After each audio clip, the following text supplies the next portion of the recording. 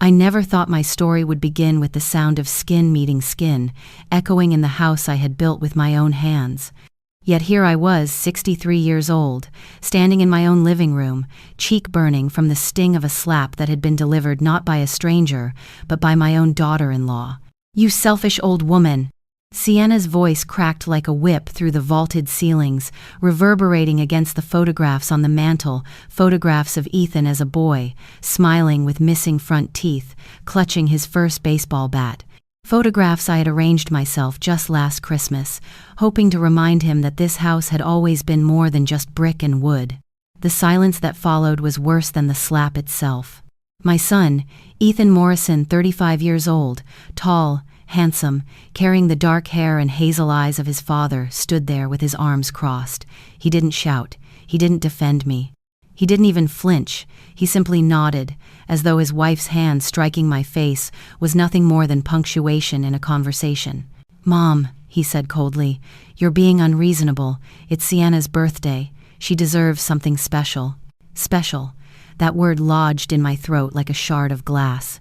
Sienna's idea of special was a birthday party costing $50,000, complete with imported champagne, a designer dress, and a string quartet flown in from New York. $50,000 money that could have funded 2 years of mortgage payments or paid off the medical debts of an entire family. But to her, it was nothing more than confetti tossed into the air. I straightened, pressing a trembling hand against the cheek that still throbbed. I thought of the double shifts I had worked as a nurse for 30 years, of the blisters on my feet, of the nights I had gone home so exhausted I fell asleep still in uniform, all so Ethan could have a future. All so he could grow up never knowing the hunger and fear I had endured after Robert, my husband, died young. "No," I said again, my voice calm but firm. $50,000 for a party is excessive." Sienna's face flushed crimson, her eyes gleaming with fury. Her manicured nails caught the light as she pointed toward the staircase. "Pack your bags and get out of my house." My house. The words sliced deeper than the slap. I glanced at Ethan, searching for the boy who once picked dandelions from the yard and placed them in my hands, declaring, "These are for you, Mom, because you're the best." That boy had vanished, replaced by a man whose lips twisted into a cruel smile. "You heard her," Ethan said flatly. "Pack your things. And Mom," he paused, savoring the moment, "I'll drain every cent from your account. You've been living off me long enough." The irony nearly made me laugh. For the past 5 years since their wedding, I had been paying their mortgage, their credit card bills, their car loans. My retirement savings had gone into propping up Ethan's failed business ventures and Sienna's designer wardrobe, yet here they stood, treating me as though I were a parasite clinging to their generosity. Instead of crying, I smiled. A real smile. It startled them both, as though I had suddenly shifted the rules of the game without warning. "I've been waiting for this day," I said quietly. Sienna's frown deepened, confusion flickering in her eyes. "What do you mean?" Ethan stepped closer, irritation twisting his features. "What are you talking about, Mom?" But I didn't answer. Not yet.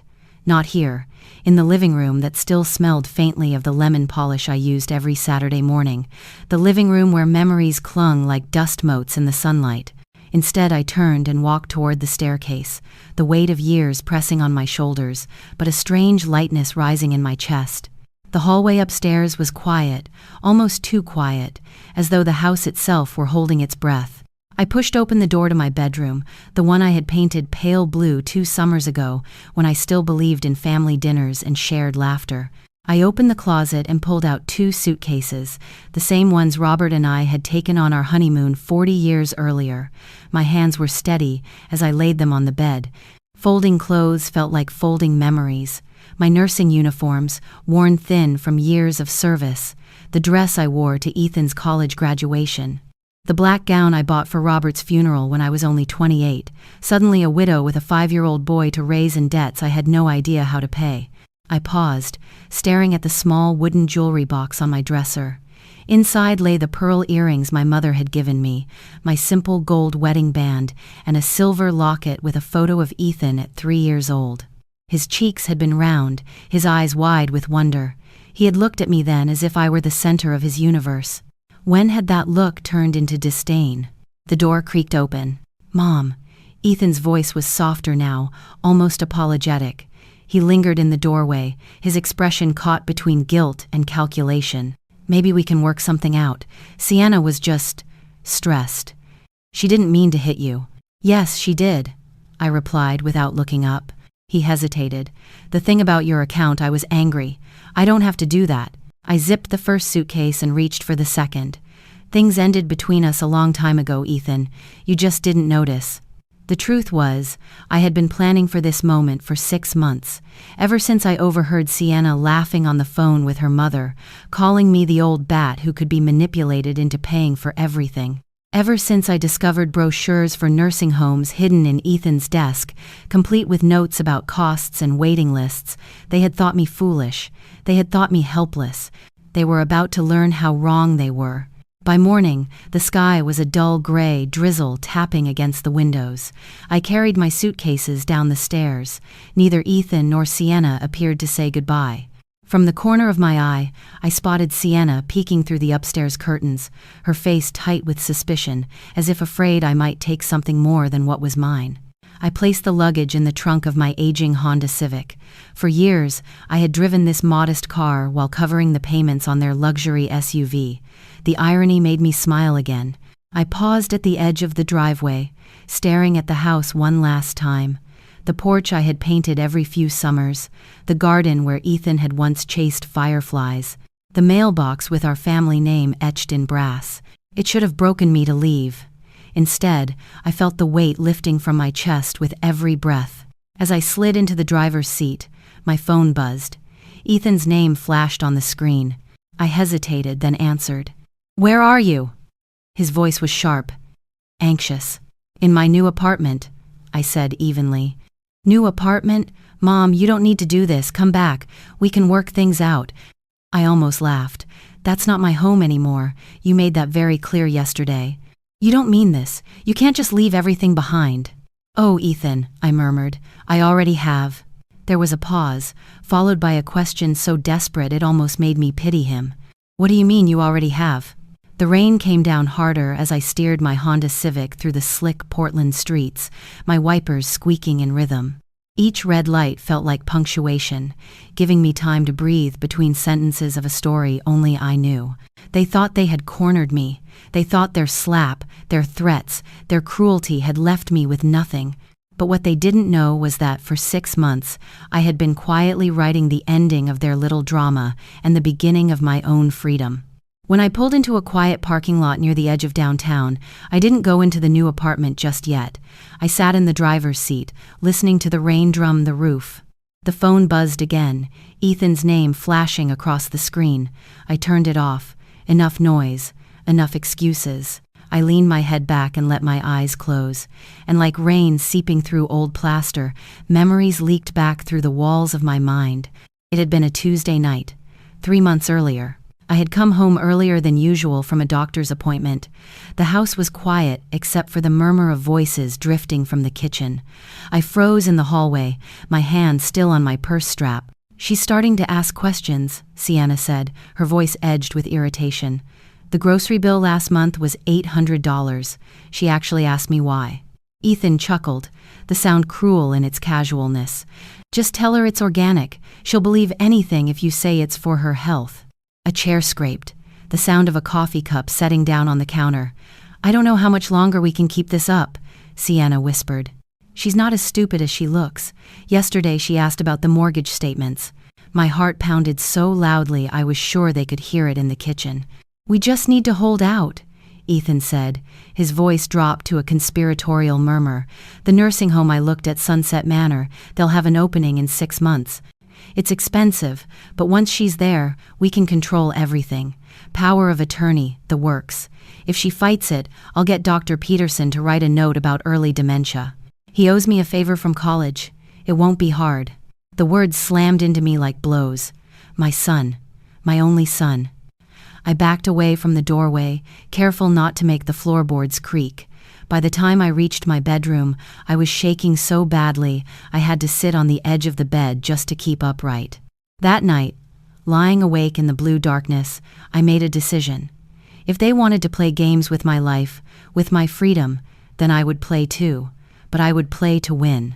The very next morning, I started making calls. First to a lawyer, a man named James Whitaker downtown, recommended by a colleague at the hospital. I told him everything, my concerns, my suspicions, the threats I had overheard. He listened carefully, his pen scratching across yellow legal paper. "Mrs. Morrison," he said when I finished, "you're not powerless. You still own that house outright, correct?" "Yes," I said. "Robert left it to me. I never added Ethan's name, though he's asked me to many times." "Good," he said firmly. "That house is your leverage. If you want to secure your independence, we can take steps right now." By the end of the week, I had signed papers to sell the house to a property investment company. The sale wouldn't close for months, but the contracts were binding. The money had already been transferred to a new account at a bank across town, one Ethan had never stepped foot in. Next, I met with a financial advisor who specialized in retirement trusts. Within 2 weeks, every cent I had saved over 30 years of nursing shifts had been moved into a trust that would pay me monthly income for life. And written into that trust was a clause. If anyone tried to challenge my competence, an independent board of doctors and lawyers would be required to investigate. Anyone found guilty of false claims would be permanently disinherited. It was my shield, my safety, my silent revenge. Back in the present, I opened my eyes and looked out at the rain. My reflection in the window was tired but alive. For years I had let them believe I was weak, dependent, trapped. In truth, I had been laying foundations brick by brick inside walls they thought belonged to them. That evening, I drove back to the old neighborhood one last time, not to the house itself, God no, but to Mrs. Patterson's porch next door. She had been my neighbor for 20 years, a widow with sharp eyes and a soft voice. When she opened the door, she looked surprised but quickly pulled me inside out of the rain. "Dela," she began, then caught herself. "Helen, what are you doing here? Are you all right?" I smiled faintly. "Better than you think. But I thought you should know. Things will look different soon." Her eyes narrowed. "That boy and his wife, they treat you poorly. I've heard shouting. I've seen enough. Don't let them take everything from you." "They won't," I assured her. "In fact, they're about to find out they already have nothing." She frowned, confused, but I only squeezed her hand and told her good night. Some secrets were better revealed with time. The following morning, I received my first phone call from the lawyer Ethan had hired, David Klein. His voice was clipped, professional, but I could hear the skepticism beneath. "Mrs. Morrison, I'm calling on behalf of your son, Ethan. He has concerns regarding the recent sale of your home. He would like to discuss reversing the transaction." I almost laughed. "The sale is binding. The property was in my name alone. There's nothing to reverse." There was a pause. I imagined him flipping through papers, realizing I was right. "Still," he said stiffly, "we may pursue this in court." "Do as you wish," I said, and hung up. I set the phone down and exhaled. Let them scramble. Let them rage. The house they thought would guarantee their future had already slipped through their fingers like sand. That night, I opened my jewelry box again. My fingers brushed the locket with Ethan's baby photo inside. I traced his chubby cheeks with my thumb, remembering lullabies whispered in the dark, scraped knees bandaged with gentle hands. When had I lost him? Was it the first time Sienna rolled her eyes at me across the dinner table? The first time Ethan chose silence instead of defending me? Or had it been building all along, hidden in the cracks, like water seeping into the foundation, until one day the whole house buckled? The thought twisted inside me, sharp and cold. By the end of the week, moving boxes cluttered the old driveway. Mrs. Patterson called to tell me she saw Ethan and Sienna shouting at each other as they loaded their belongings. Their empire was crumbling faster than I had expected. "Are they moving?" she asked, her voice tinged with both curiosity and sympathy. "Yes," I said simply. "The house is no longer theirs to live in." There was a long pause. "And where will you go?"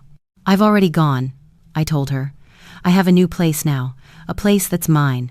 I could hear the relief in her exhale. "Good for you, Helen. Good for you." And yet, late at night, alone in my small new apartment, doubt crept in like drafts through the cracks. Was I cruel for leaving them to face the consequences of their own greed? Was I vindictive for planning this so carefully? No, I shook the thought away. I wasn't cruel. I wasn't vindictive. I was free, and freedom had a taste I wasn't willing to spit out. The phone buzzed again, Ethan's name glowing like a warning flare in the dark. I stared at it until the screen went black, leaving me in silence. Whatever words he had lined up, apologies, threats, excuses, I wasn't ready to hear them. Not yet.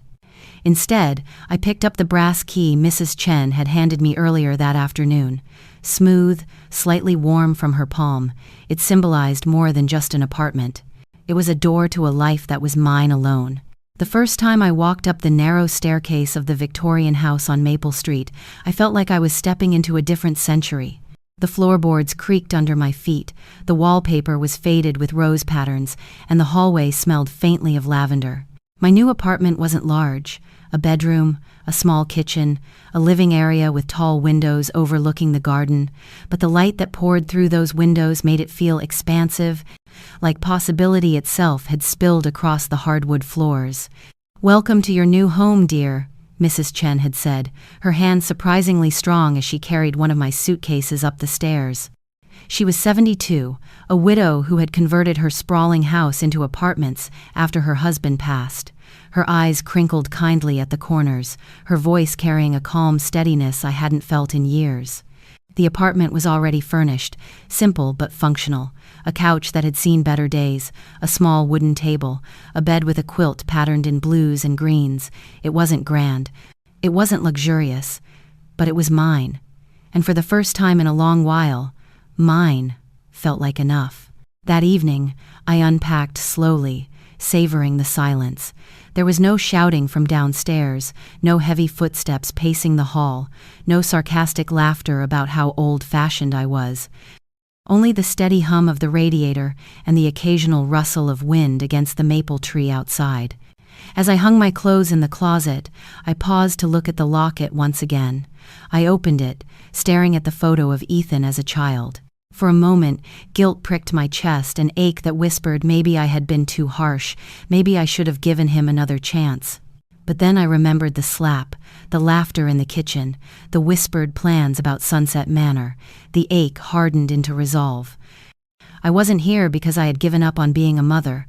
I was here because I was finally ready to be a person in my own right. The next morning, sunlight spilled through the window and woke me before my alarm. I hadn't slept that soundly in years. After breakfast, scrambled eggs, wheat toast, and coffee brewed in a second-hand pot, I decided to walk the neighborhood. Maple Street was quiet, lined with modest houses and apartment buildings. Children rode bikes along the sidewalks, and a man walking his dog tipped his hat to me as I passed. It was a neighborhood where people worked hard, paid their bills, and understood the value of a dollar. On the corner, a flyer caught my eye. Community art class Thursdays, 10 a.m., watercolors for beginners. I stood there, holding the slip of paper, and smiled. I had always wanted to paint, but there had never been time. Between hospital shifts, Ethan's schooling, and Sienna's endless demands, art had felt like a luxury I couldn't afford. Now, with no one pulling my strings, time was mine again. I folded the flyer carefully into my purse. Thursday came quickly. The classroom at the Salem Community Center was bright and airy, filled with the smell of paper and paint. 10 students sat at easels, some tentative, some confident. "You have a natural eye for color," the instructor. Helen, no. Her name was Helen too, but she insisted I call her just Helen, said, as she looked over my shoulder at my attempt to capture the maple tree outside the window. "Have you painted before?" "Only walls," I replied dryly, and she laughed. In that room I met Dorothy, a retired librarian who painted flowers with meticulous detail. Frank, a widower in his late 60s, whose landscapes always included a touch of humor, a crooked fence, a cow with a mischievous look. Maria, a former teacher who had taken early retirement to care for her mother, now rediscovering herself through art.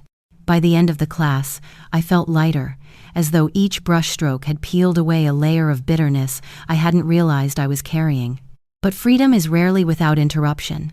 That night my phone rang again. This time curiosity won. I answered. "Mom!" Ethan's voice was strained, almost frantic. "Where are you?" "I told you. In my new apartment." "Apartment? You don't need to do this. Come back.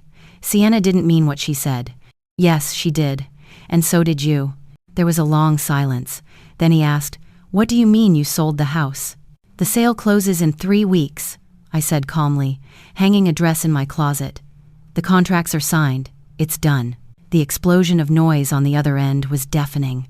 Sienna's shriek pierced through the receiver, followed by Ethan's angry questions. You can't do this. That house is our home. We invested in renovations. With my money, I reminded him. And the house was never in your name. It was mine to sell. But where are we supposed to go? We can't afford rent. I felt a sharp, ironic satisfaction. The man who had threatened to drain my account now worried about paying his own way. You'll figure it out, I said. You're adults. You're being vindictive and cruel. No, I said simply. I'm being practical. You wanted me out of your life. Now you have what you wanted. And before he could answer, I ended the call. The days that followed were filled with small joys. Morning walks, afternoons with my watercolors, evenings on the balcony sipping tea while watching the sun sink behind the maple tree. For the first time in years, peace wasn't something I dreamed about, it was something I lived. But peace has its own fragility. One afternoon, as I walked back from the cafe down the street, I noticed Mrs. Chen kneeling in her garden, humming softly as she tended to her tomatoes. She looked up, her face glowing with kindness. Settling in well? She asked. I nodded. Better than I could have imagined. She smiled knowingly. Sometimes leaving behind what hurts us is the only way to find what heals us. Her words lingered with me as I climbed the stairs to my apartment. Yet even as I found comfort in my new life, whispers from the old one drifted back. Dolores Martinez, another neighbor from my former street, ran into me at the grocery store. She leaned in, her voice conspiratorial. I heard about what happened, Helen. The whole neighborhood's talking, moving trucks shouting, Sienna crying on the phone. They're saying your son's looking for work now. At the hardware store? Can you imagine? I raised an eyebrow, placing a box of tea in my cart. Everyone should contribute. Dolores nodded eagerly. It's just he always thought he was above regular work. I smiled faintly but said nothing. Inside, a complicated knot twisted, a mix of satisfaction, sorrow, and something dangerously close to pity. Weeks passed, and with each one, the distance between my old life and my new widened. At art class, we planned a trip to Seaside Heights, a little coastal town perfect for painting seascapes. At home, I filled the walls with my own paintings, nothing masterful, but vibrant, alive. I was living a life shaped by my own hands, not defined by anyone else's expectations. But then came the letter. It was addressed in Ethan's handwriting, clumsy but unmistakable. I nearly tossed it unopened, but something stopped me. I slid a finger under the flap and pulled out the folded pages. Dear Mom, it began. I know you probably won't read this, and I don't blame you, but I need you to know I'm ashamed. Sienna and I separated last month. She went back to California. I've been working at Henderson Construction, the same place I worked summers in high school. Do you remember how proud you were when I brought home my first paycheck? I had forgotten what it felt like to earn something. I remember the bike you bought me when I was 12, even though it meant you went without a winter coat. I never thanked you. I never thanked you for any of it. The words blurred as my eyes filled with tears. I don't want your money. I don't want the house. I just want a chance to be your son again.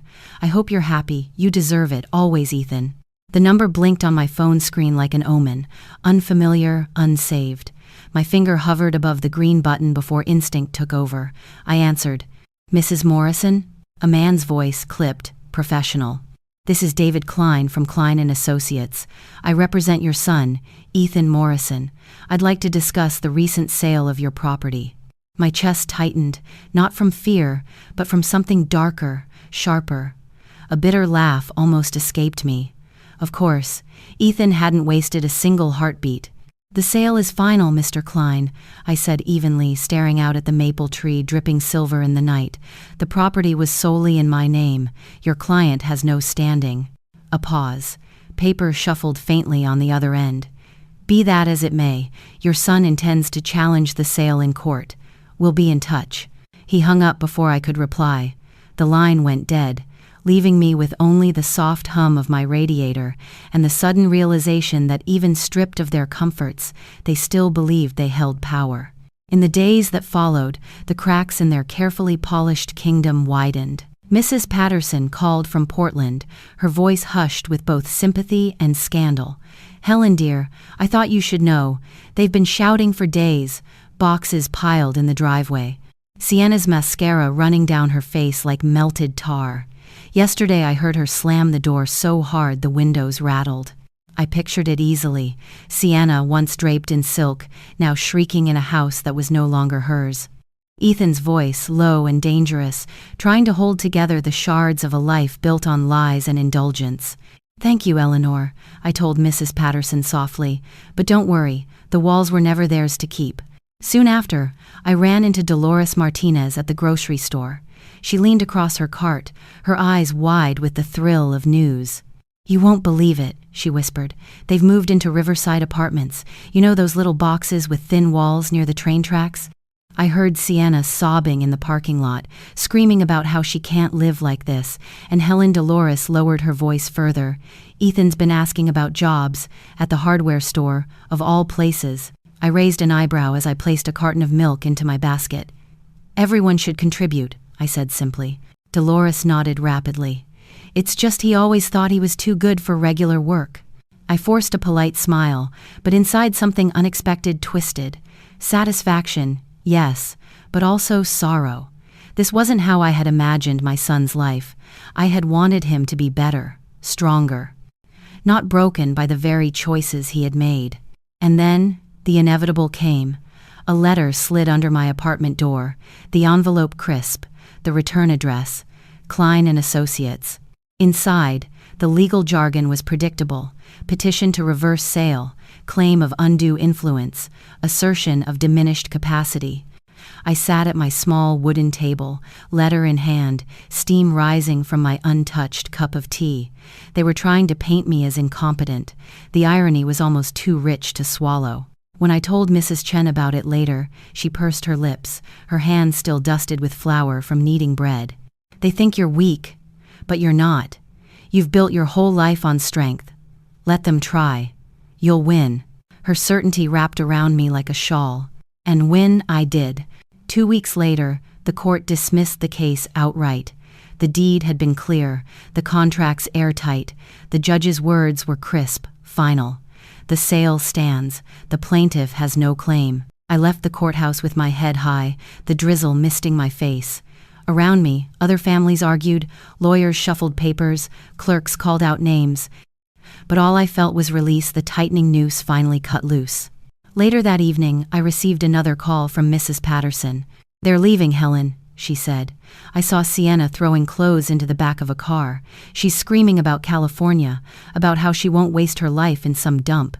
Your boy was just standing there, silent, then he drove away, alone." I closed my eyes, picturing it. Sienna's sharp heels clacking against the wet pavement, her voice a knife. Ethan's shoulders slumped, his kingdom crumbling into dust. The cracks had finally become fractures. And yet, amidst their collapse, something unexpected arrived. A letter, handwritten. The first lines trembled with shame. "Mom, I know you probably won't read this, but I need you to know I'm sorry. Sienna's gone. She went back to California. I'm working now. Henderson Construction. Do you remember how proud you were when I brought home that first paycheck in high school? I had forgotten what that felt like. Honest work, real sweat. I know I don't deserve forgiveness. I just want you to know. I understand now what I lost." I read it once, then again, each time slower, letting the words settle. My throat ached. My fingers tightened on the paper until it crumpled. Could it be real?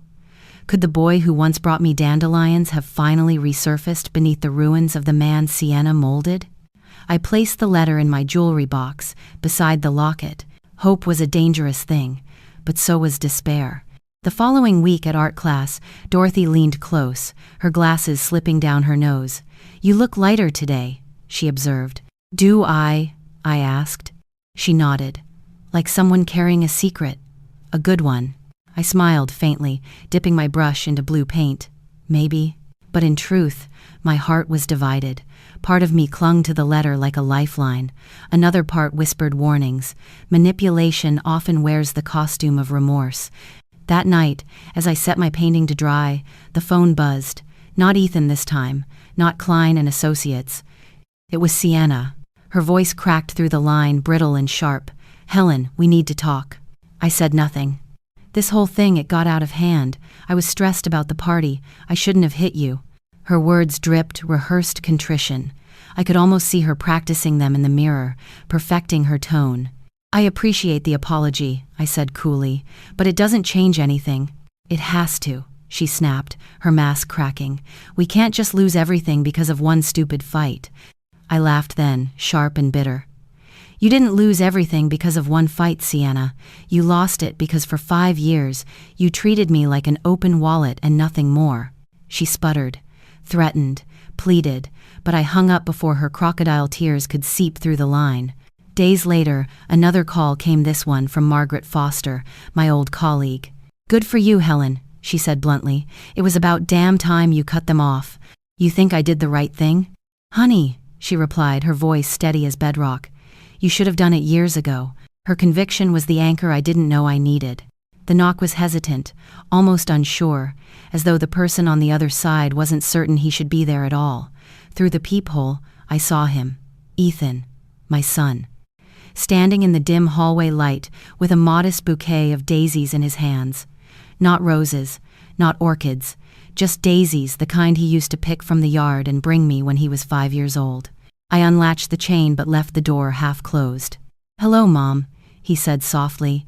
His voice wasn't the arrogant bark I had grown used to. It was quieter, stripped bare. I studied him through the crack. He looked thinner, his face sharper, his clothes plain. His hands, once soft from years of refusing labor, were now rough, calloused, speckled with small cuts. "You should have called," I replied. "I know, I wanted to see you, to give you these." He lifted the flowers awkwardly. "Not because I'm asking for anything, just because it's Saturday, and when I was little, I always brought you flowers on Saturdays." A memory stirred the chubby-cheeked boy, pressing dandelions into my palm, grinning with pride. I swallowed hard. I opened the door fully. "Come in, but I'm not making coffee. You get water or nothing." He smiled faintly. "Water's fine." Inside, he glanced around my apartment. His eyes landed on the easel by the window, the stack of books on the table, the quilt folded neatly on the couch. "This place, it feels like you," he said. "Simple, peaceful." "It feels like mine," I corrected. He nodded, as if the weight of that truth pressed against him. I poured him a glass of water. He held it carefully, rolling it between his palms. Neither of us spoke for a long moment. The silence was thick, not hostile but fragile. Finally, I broke it. "Why are you here, Ethan?" He took a slow breath. "Because I need to say what I should have said years ago." He leaned forward, elbows on his knees, voice low. "I let her poison me against you, Sienna. But the truth is, it wasn't just her. It was me. I liked the life your money gave us. I liked not having to worry about bills. It was easier to believe you were a burden than to admit I was taking advantage of you." The honesty was raw, unpolished. It startled me more than any rehearsed apology could have. "I knew it was wrong," he continued, his voice cracking. "Every time I saw you working extra hours, every time you paid another bill, I knew. But I kept letting it happen. Because it was easier, because I was selfish." I stared at him, at the man who had once been my little boy, and for the first time in years, I saw something unfamiliar. Shame. Real shame. I didn't forgive him. Not yet. But I listened. And when he finally asked if we could try again, if we could rebuild something, I gave him boundaries. "Lunch once a month," I said. "Public place. We split the check. And Ethan, if you ever try to manipulate me or ask for money again, it's over permanently." He swallowed hard, nodded quickly. "Yes, I promise." It wasn't reconciliation. It was a test. A trial by consistency. After he left, leaving the daisies on my table, I sat for a long time staring at them. Bright, simple, stubbornly alive. A flower that grew anywhere, even in the cracks of sidewalks. A flower my son once gave me, with all the love a child could carry. Could I believe him? Could people truly change when their lives were stripped bare? I didn't know. The weeks that followed brought a rhythm I hadn't expected. On the first Saturday of the month, we met at Romano's on 3rd Street. The first lunch was stiff. He ordered spaghetti, I ordered a salad, and we ate in silence broken only by the clink of silverware. But then he began to talk. About work at Henderson Construction, about how he was exhausted but proud to bring home a paycheck that was truly his, about learning to stretch every dollar. I listened, skeptical but curious. The second lunch was easier. He asked about my art class, and I told him about Dorothy and her endless tulip paintings, about Frank's crooked fences, about Maria's quiet determination. He laughed for the first time in months, genuinely, when I described how Frank painted a cow that looked more like a confused dog. The third lunch, he came in with a bruise on his arm, evidence of real work. He spoke about mistakes he had made on the job site, how the foreman yelled, but also how he learned. And then he asked questions about my life, not about my money, but about me. What books I was reading, what colors I liked to paint with, what peace felt like. And slowly, cautiously, something fragile began to take root. But between those lunches, doubt still gnawed at me. Late at night, alone in my apartment, I would reread his letter, the words blurred into both hope and warning. I just want a chance to be your son again. Was it a trap? Or was it truth? One afternoon during art class, Margaret called. "I hear he's trying," she said. "He is," I admitted, "but I don't know if I can trust it." "Sometimes," she said, "people don't change until they lose everything. The question is, did he learn the right lesson?" Her words clung to me like paint on canvas. And then came the second letter, slipped under my door, written in the same messy handwriting. "Mom, I know I don't deserve another chance, but I wanted to tell you about something. Yesterday, a coworker offered me money to look the other way when they cut corners on a job. For a moment, I thought about it. Easy cash, no one would know. But then I thought about you, about how you worked yourself nearly to death to raise me right. I said no. I don't want easy anymore. I want honest." I pressed the paper to my chest, my eyes stinging. It wasn't proof, not entirely, but it was something. The daisies he had first brought me had long since wilted, but each month he arrived with another bouquet. Sometimes daisies, sometimes carnations, once sunflowers so bright they filled the whole apartment with light. It wasn't the flowers themselves that mattered. It was the gesture, the effort, the acknowledgement of a past that couldn't be erased but maybe, just maybe, could be repainted. Still, I kept my boundaries firm. I paid my half at Romano's. I refused to let him into my apartment again. I protected my finances, my independence, my peace. Because trust, once shattered, can never be glued back together seamlessly. It has to be rebuilt piece by piece, with patience and proof. The sound of knuckles against wood echoed through my apartment, firm but not frantic. I rose slowly, my teacup trembling in my hand, and crossed the small living room to the door. Through the peephole, Ethan stood not with daisies or carnations this time, but with a weathered shoebox clutched to his chest. His shoulders were tense, his eyes tired but steady. I opened the door just enough to study him. "Evening, Mom," he said. His voice was softer than I remembered, almost uncertain. "Can I come in for a minute?" I hesitated, the weight of every boundary I'd set pressing against me. Finally, I stepped aside. 5 minutes, I warned. He entered carefully, as though the apartment were holy ground. His eyes swept over the walls painted with my watercolors, the books piled high on the table, the blanket draped neatly over the couch. He set the shoebox on the table with a reverence that unsettled me. "What's that?" I asked. Ethan exhaled, rubbing his rough hands together. "Letters, old ones, from Dad. I found them when I was cleaning out the garage at Riverside." The word Riverside still made me flinch. That cramped apartment where their empire had crumbled was now his place of exile. "I didn't know they existed," Ethan continued, "but they're addressed to you. I thought, maybe you should have them." With shaking fingers, I lifted the lid. Inside, a neat stack of envelopes, yellowed with time, tied together with fraying string. My breath caught. Robert's handwriting. I touched the top letter, as if it might burn me. Slowly, I untied the string and slid the first page free. "My dearest Helen," it began, in the familiar looping script. I don't know if this letter will ever reach you, but I write anyway, because I need to believe my love has somewhere to go." The words blurred as tears filled my eyes. Robert had died young, his heart failing him at just 32, leaving me with Ethan and a mountain of bills. I never knew he'd written these. "Where did you find them?" My voice cracked. "In a box of his things."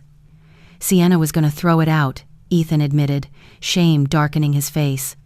I stopped her, and when I opened it, I knew they weren't mine to keep. We sat in silence while I read.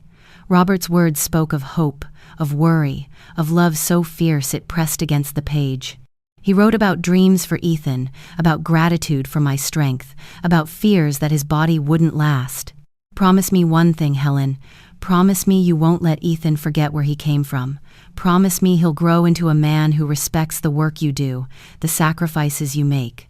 The irony stung like salt on a wound. I set the letter down, my hands trembling. "He wanted you to be better than this, Ethan." "I know," he whispered, his head bowed. "I wasn't, but I want to try now. That's why I brought these." The box of letters became a bridge we hadn't expected. Each Saturday, after lunch at Romano's, Ethan and I would read one together. Sometimes they made us laugh. Robert's attempts at poetry were as clumsy as they were heartfelt. Sometimes they made us cry lines about his fear of leaving me alone, his dreams for Ethan's future. For the first time in years, we weren't talking about money or betrayal. We were talking about Robert, about family, about the roots we had lost but could still touch. And yet, even as something fragile bloomed, shadows lingered. Sienna wasn't gone entirely. She began leaving voicemails, her voice oscillating between pleading and threatening. "You can't cut me out like this," she hissed in one message. "I made Ethan who he is. Without me, he's nothing." Another time, her tone softened. "Helen, we could work this out. We could be family again. Just think of everything we had." I deleted them all, but the sound of her voice was like a splinter under my skin. One Saturday, in late winter, Ethan arrived at Romano's pale and tense. "She's back," he said grimly. My fork froze halfway to my mouth. "Sienna?" He nodded. "She showed up at Riverside last night, screaming in the parking lot. Neighbors called the cops. She wants money, says I owe her for the years she gave up to be with me." "And what did you tell her?" His jaw clenched. "I told her I didn't have anything to give, that if she wanted easy money, she'd have to look somewhere else." Pride and fear twisted inside me. Pride that he hadn't folded. Fear that she wouldn't let go so easily. Back at my apartment that evening, I opened another of Robert's letters. "If you're reading this, it means life has carried on without me, and that thought hurts, but it also gives me peace, because I know you, Helen. I know you'll fight for our boy. Even when he doesn't deserve it, even when he fails, don't let him go completely, because sometimes people need more chances than they deserve." The words hit me like a blow. Was Robert speaking to me across decades? I stared at Ethan's last letter on my table, his messy handwriting filled with remorse. Could this be the chance Robert had begged me to give? In March, Mrs. Chen invited me downstairs for tea. She had grown fond of Ethan, though cautious. "He's trying," she observed, watching him through her lace curtains as he helped her carry groceries. "But trust is like porcelain. Once broken, you can mend it, but the cracks will always show." Her words stayed with me. Then, one cold evening, Ethan knocked again. He wasn't holding flowers or letters this time. He held an envelope, thick and official-looking. "What is it?" I asked. He handed it to me, his eyes solemn.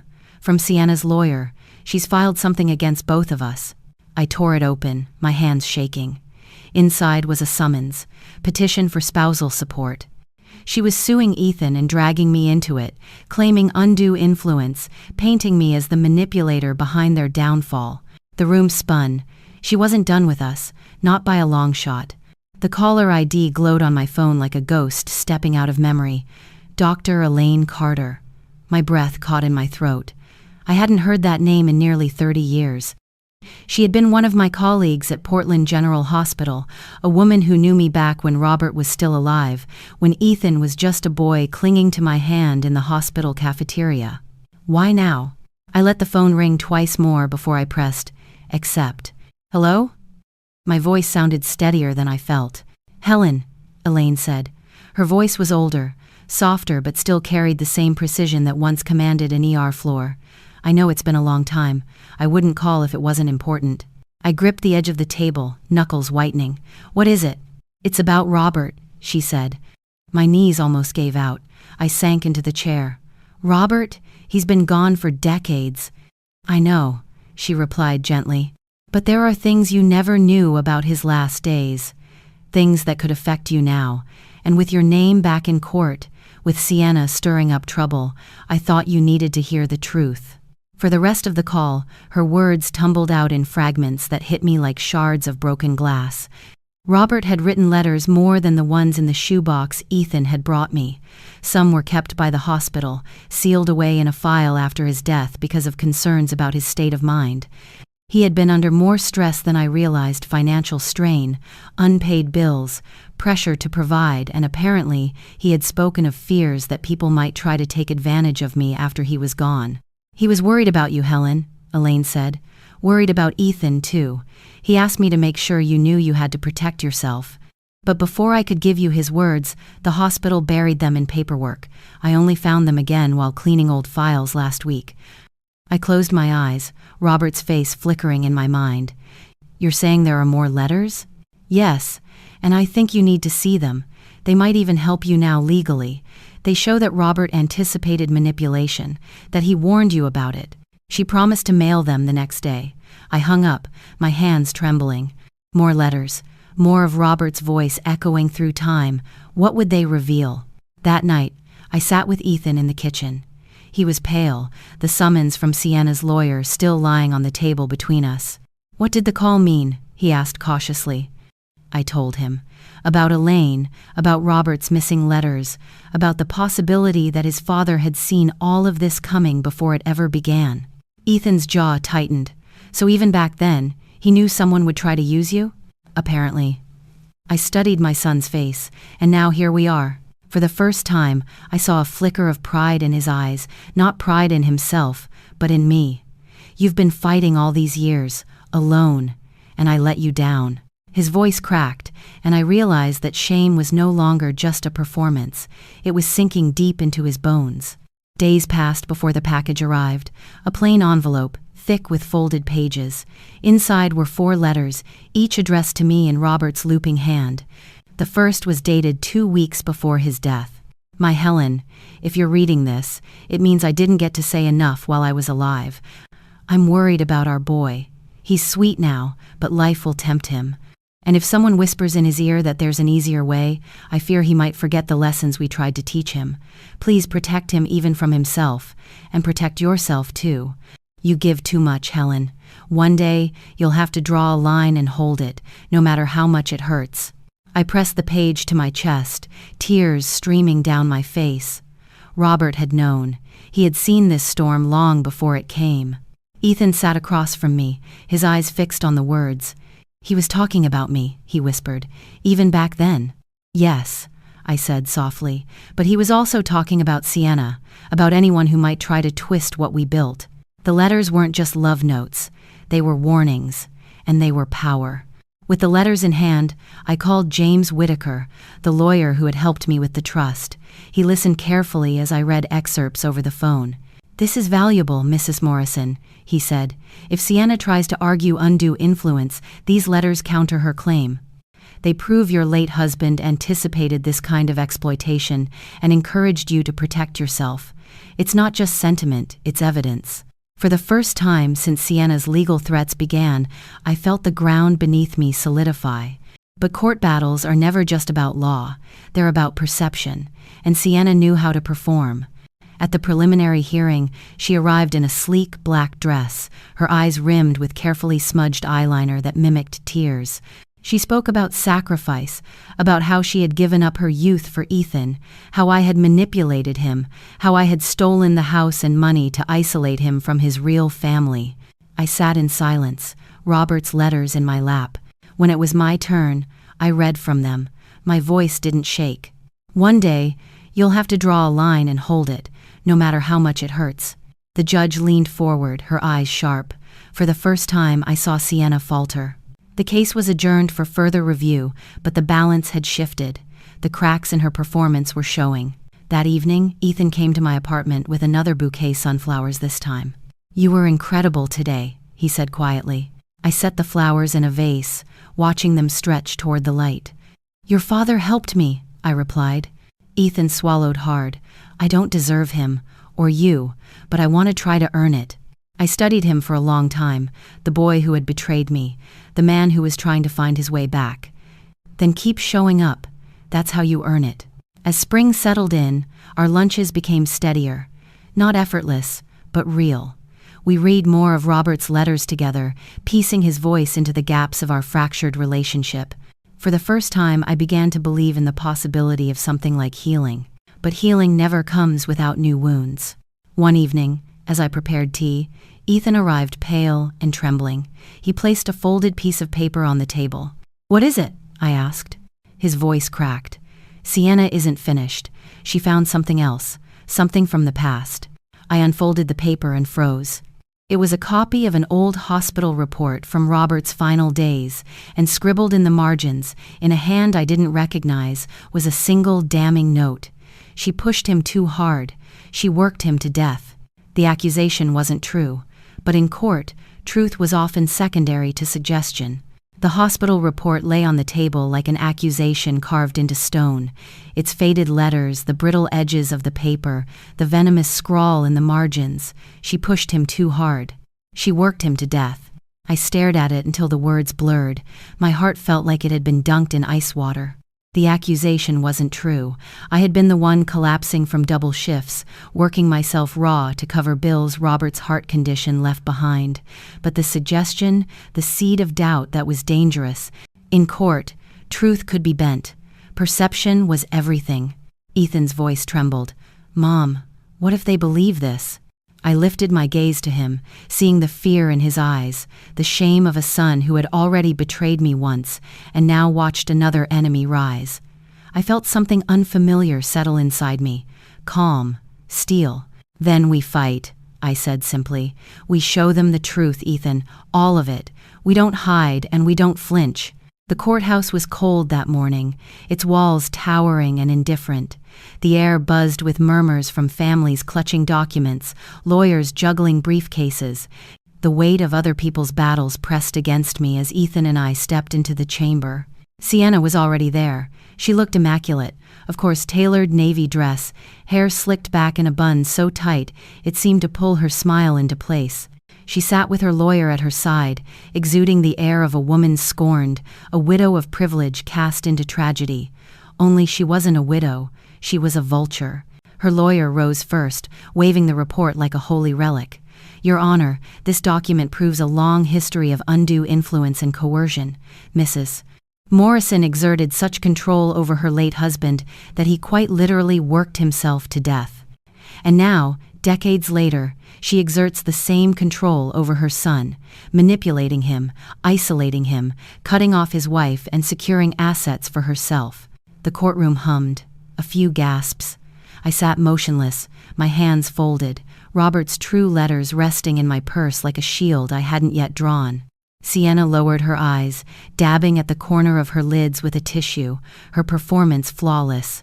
If I hadn't known her, I might have believed it. When my lawyer, James Whitaker, rose, he walked with the confidence of a man who had been here many times before. "Your Honor," he began, voice steady, "this so-called evidence is nothing more than gossip. Look closely, this note in the margin is not part of the medical report. The ink is different, the handwriting inconsistent with any of the attending physicians.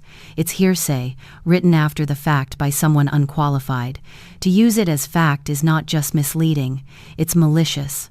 He paused, then gestured toward me. "But we have more than conjecture. We have Robert Morrison's own words." He handed me the letters. My fingers shook, not from fear, but from the weight of the moment. I stood, clearing my throat. "Your Honor," I said, forcing my voice to steady, "these are letters my husband wrote before his death, letters he meant for me, but which were buried in hospital files for decades. In them, he didn't accuse me, he begged me to protect myself, to draw lines, to stand firm when others tried to take advantage." I opened one and read aloud. My voice filled the courtroom.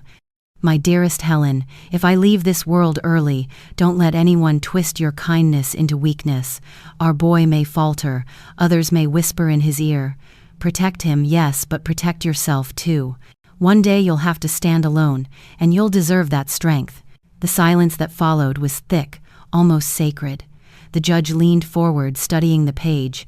Even Sienna's mask slipped for a second, her eyes flickering with something sharp fear.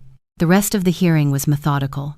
James presented expert testimony verifying the ink on the damning note was added years later.